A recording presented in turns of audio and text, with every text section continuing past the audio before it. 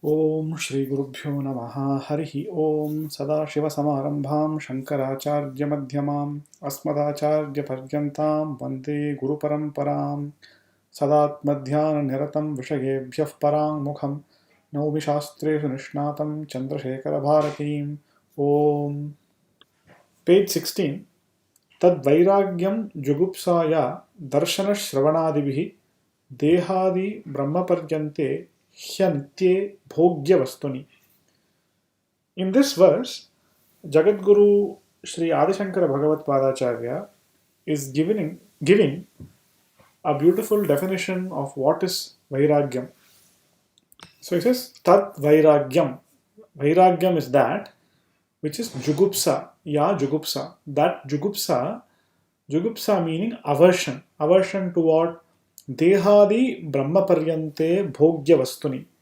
From this physical body, this human physical body, starting from that to the Sharira, the body of Hiranyagarbha, who is the Adhipati of the 14 lokas. He is Brahmaji, who is the firstborn, Prathamajaha. He is the first Jiva, and he is the master of the entire universe. He is the creator of the entire universe.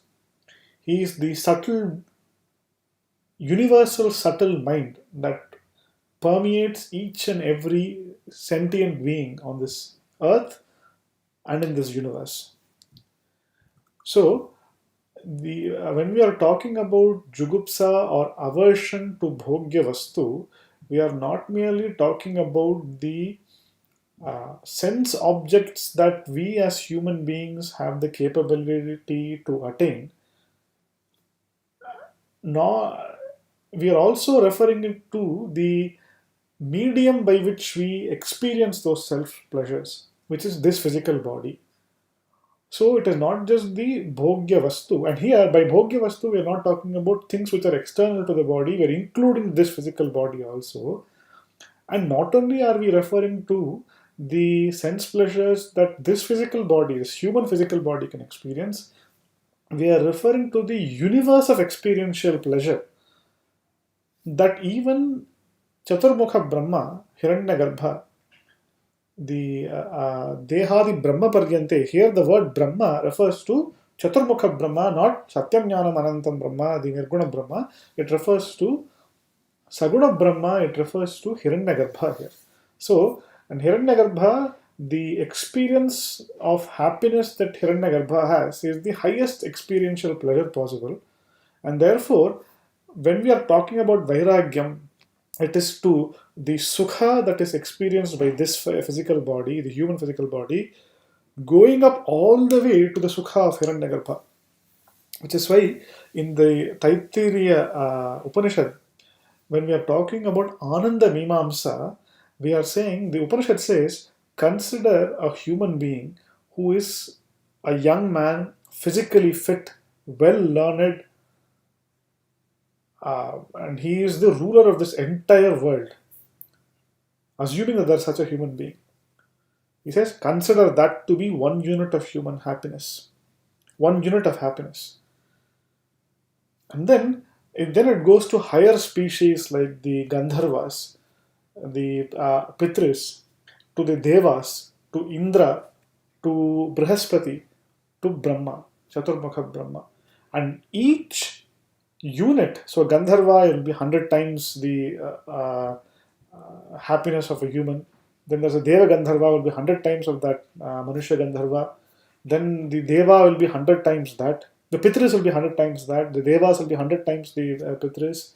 The, Indra will be 100 times the Devas. Brihaspati, who is the Deva Guru, is 100 times the happiness of Indra. And Chaturmukha Brahma is 100 times the happiness of Brihaspati. So in Ananda Mimamsa it says, when you're talking about happiness that we want to attain, what generally people are referring to is experiential happiness. They pray to Ishvara saying, oh God, let me be happy. That means what? Let me experience happiness. And the Taittiriya Upanishad is saying, whatever happiness that you're asking for, Ishvara, is one fraction of the happiness of that is experienceable by Hiranyagarbha. And then the Upanishad says, you, the one who is experiencing the happiness, is the same as the one that is experiencing Hiranyagarbha's happiness also. Therefore, it is not the experience may vary, but the experiencer is the Chaitanyam that experiences is the one Chaitanya between you, the human being, and he, Hiranyagarbha. And what this particular verse by Adi Shankaracharya is saying is that by Vairagyam, what we are referring to is dispassion. Here the word Jugupsa is used, aversion. Aversion to Bhogya Vastu, to the objects of experience, whether it be this physical body or the body of Hiranyagarbha, Chaturmukha Brahma. And how does one develop this Vairagyam to this Bhogya Vastu, objects of experience? Acharya says, Darshana Shravanadivihi. So by Darshana, what Acharya is referring to is by observing the objects of experience and seeing how the joy that it brings is limited. Observing what the flaws in those objects are. Why? Because one should not be attached to those objects. Our entire process of samsara is because we are so after experiential happiness that we keep chasing those objects which we believe will give us happiness. Unfortunately, those objects will never give us perfect happiness. There is always a mixture of sadness in that happiness. It is difficult to attain those objects. Once attained, it is difficult to preserve. Even if you preserve, you cannot preserve it forever. It will leave you. So there is sadness in attainment, there is sadness in preservation, there is sadness due to loss. Similarly, it creates an attachment, a bandha to that object. We are constantly chasing after it. We miss it when when it leaves us. It creates a sense of dependency upon that. And it never fulfills. Even if you have that object, the happiness that it gives you, it's only momentary. Maximum, it'll stay with you for a few days, that happiness. So, even when that object is still present, after a few days, you will develop, you won't have, there is no great everyday happiness that it brings. Just like a child, you give it a toy the first time, it will be very happy to play with the toy. When it sees the toy, it will be very happy. For the first few days also, it will only play with that toy, it will forget all the other toys. After some time, it will not even turn back and look at that toy. It will not even chase it. We are no different from that child. Our objects of experience also, it's atriptikaram. It is never fulfilling. It never fulfills forever.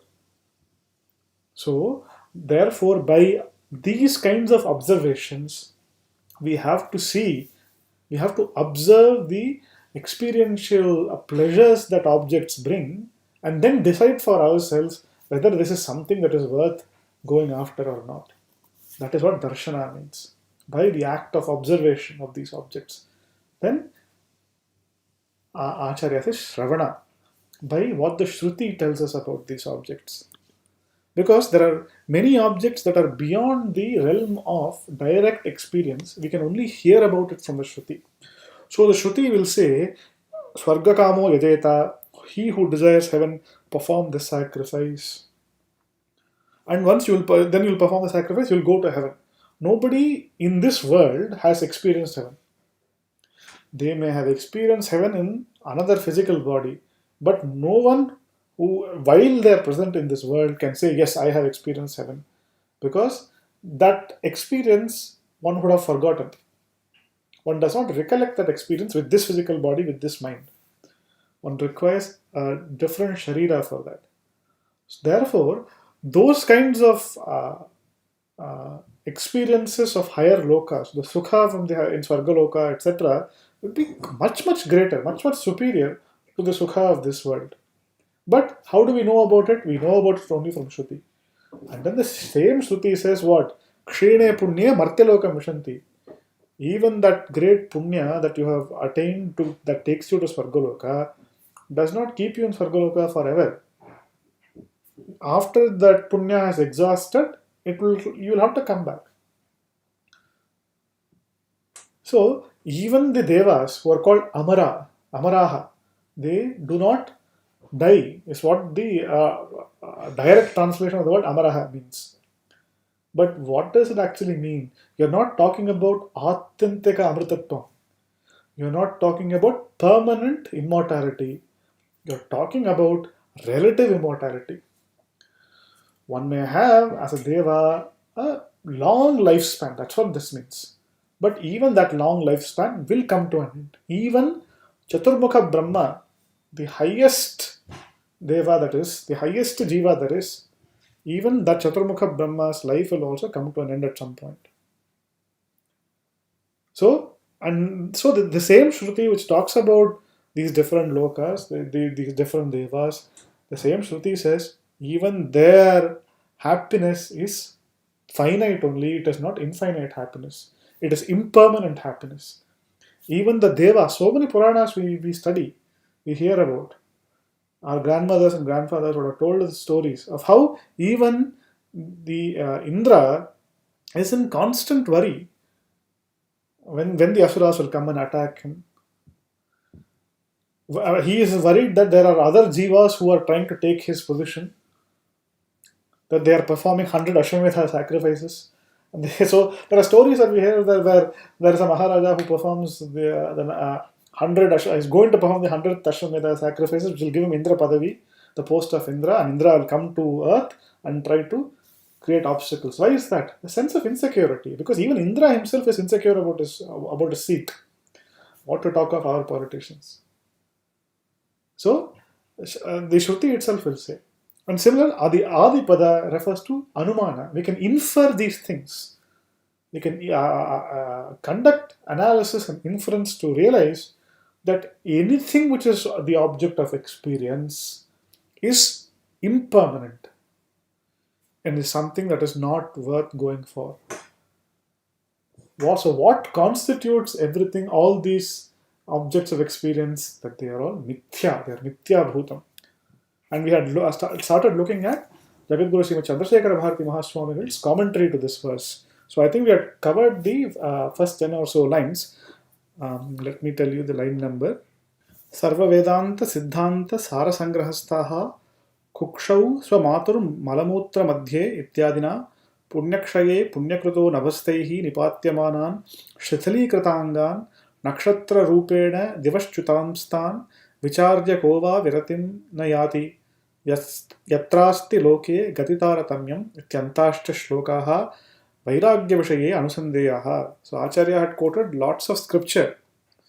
And here he is quoting the verses from Sarva Vedanta Siddhanta Sarasangraha, another great Advaita Vedantic work, there where it says that there are certain shlokas he is quoting, and he's saying if you look at this one particular section in the Sarva Vedanta Siddhanta Sarasangraha, one must meditate upon this. Anusandheya, you should do anusandhanam of this, one must meditate upon these verses because they will develop vairagya for one. And the verse starts with Kukshau Swamatur Malamutra Madhye. So he says, what is birth? Birth is lying in the uterus of the mother, surrounded by all the impurities. That itself is so difficult. Even from the birth, human life is very, very difficult. And it is not just the human life, he says, even if you go to Svargaloka, Punya Kshaye, once the Punya that has taken you to Svargaloka has expired, and once you have experienced all the Sukha there, Punya Kruto Navastaihi Nipatyamanan Shithli Kritangan, one falls from the heaven. All the parts, all the angas have been separated, have been broken. And then he becomes like a star. So we should, therefore, what that means is, even a person who goes all the way to heaven will have to come back. Kshine punye martyalokam vishanti. Therefore, even the objects of pleasure in Sargaloka are finite only. Therefore, do not develop attachment to either this world or the higher worlds. Do not develop attachment to the experiential pleasures, because those experiential pleasures are finite, they are limited. And then he continues, Manusha dehadehe rogad yupaplututvam pashvadainam atyanta paratantriyam mukatvadi devanam rakshasadi piditattvam shabdadinam vishayanam bahuvida anarthapradatvam kurangadi drishtantehi anusandadhanasya sarvatranatmasu jugupsa sulabheti bhavaha.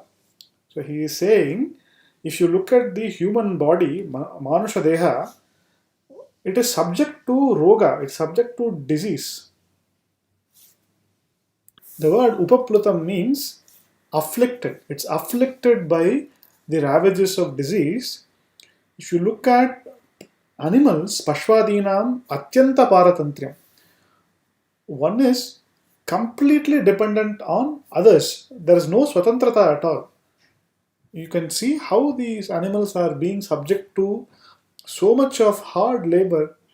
Like if you see some of the bulls and donkeys, etc., how they have been ill-treated. They have been asked to carry huge loads, and then they can't even complain about it, because why? They do not have the power of human speech. So Acharya is saying mukatvadi.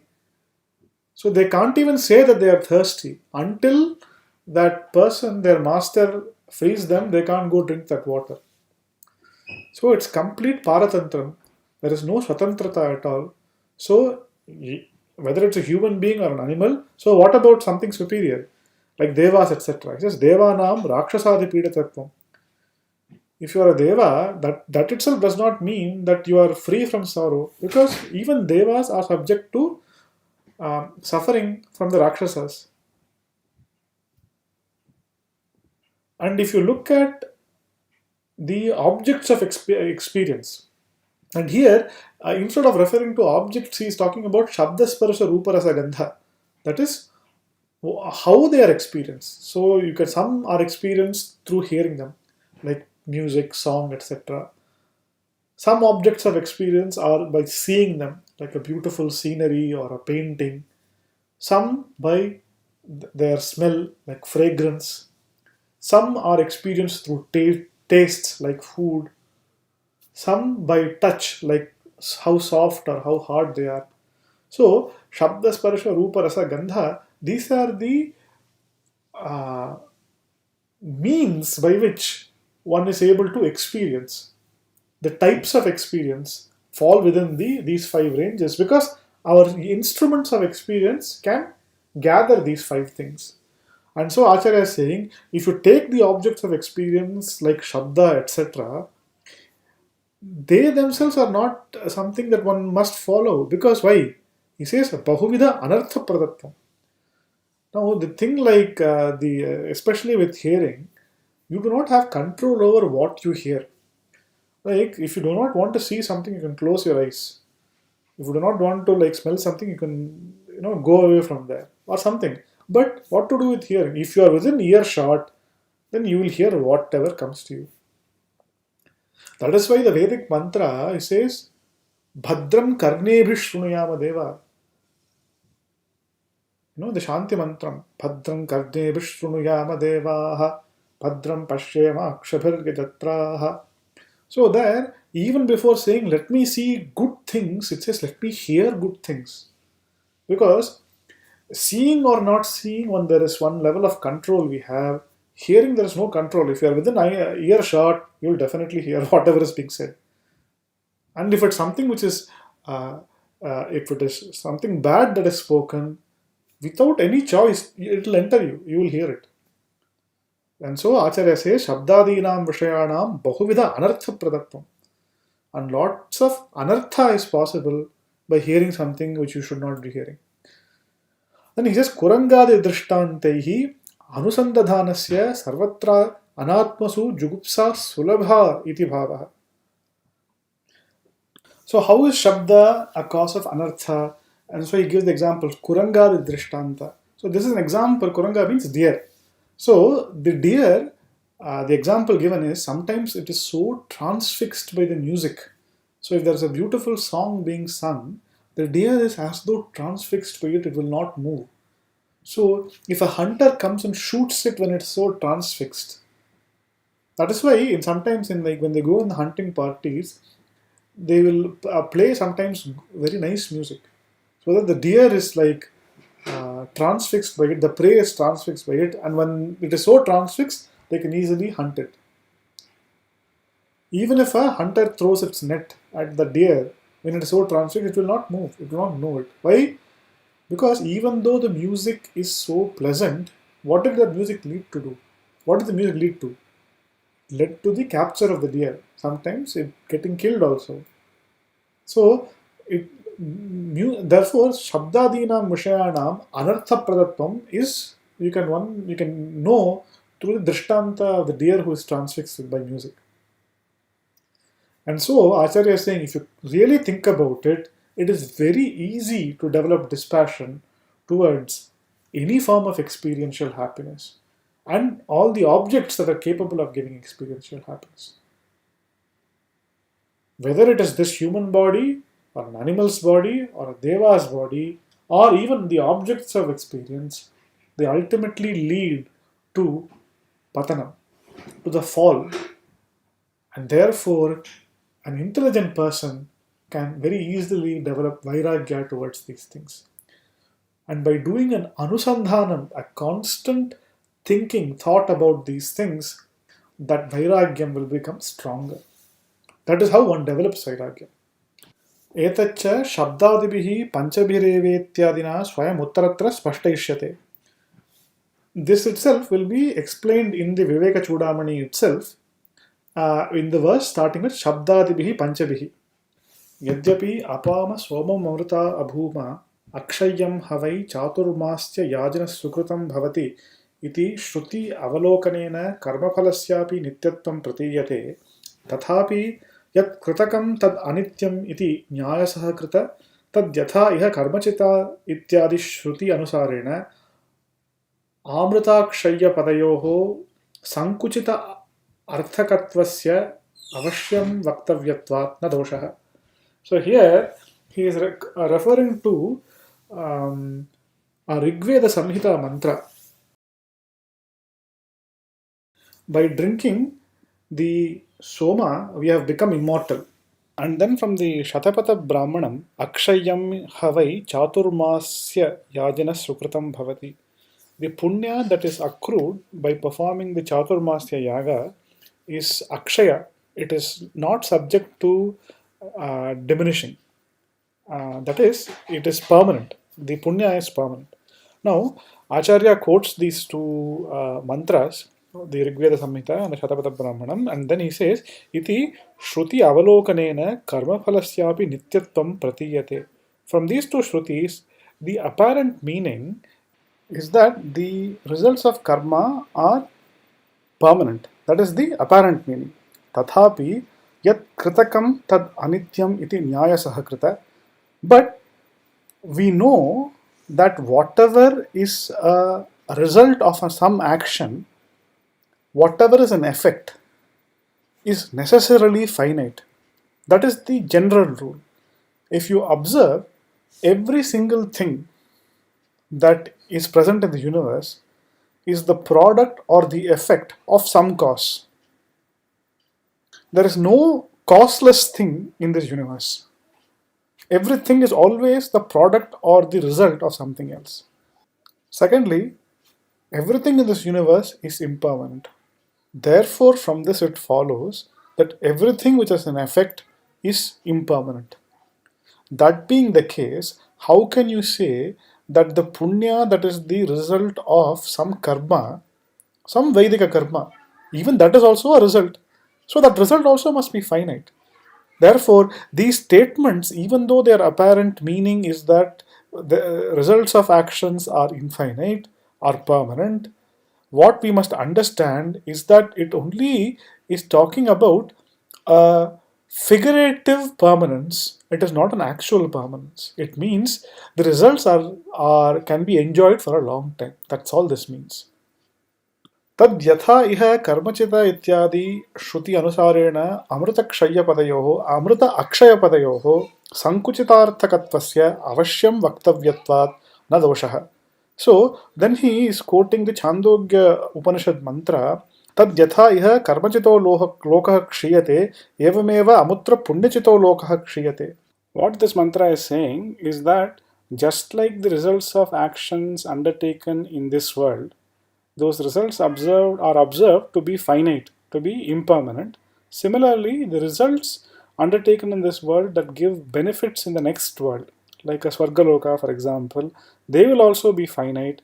And when we are talking of immortality or a permanence with respect to those lokas, we must understand that it is only an apekshika amritatvam, a relative immortality.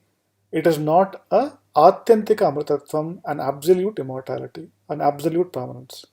Therefore, we must take a sankuchita artha. We must take an implied meaning. We cannot take it on its face value. We must limit the scope of its meaning so that it logically fits in the context that we are talking about. Continuing, Uktam hi abhuta samplavam sthanam amritatvam hi bhashyate iti. And then Acharya quotes the Vishnu Purana statement that by amritatvam, what is being referred to is the existence during one srishti. Abhuta samplavam means until the pralaya happens, that thing exists. So that is what is meant by amritatvam. So that is what we here mean by immortality. We are not referring to a permanent existence through all srishtis. We are only referring to a apekshika amritatvam or of relative immortality with respect to like smaller lifespan such as a human being's lifespan. So that completes the vyakhya to this verse, the commentary to this verse. We will take up the next verse and its commentary in the next session. Om Purnamadav Purnamidam Purnat Purnamudachyate Purnasya Purnamadaya Purnameva Vashishyate. Om Shanti Shanti Shanti.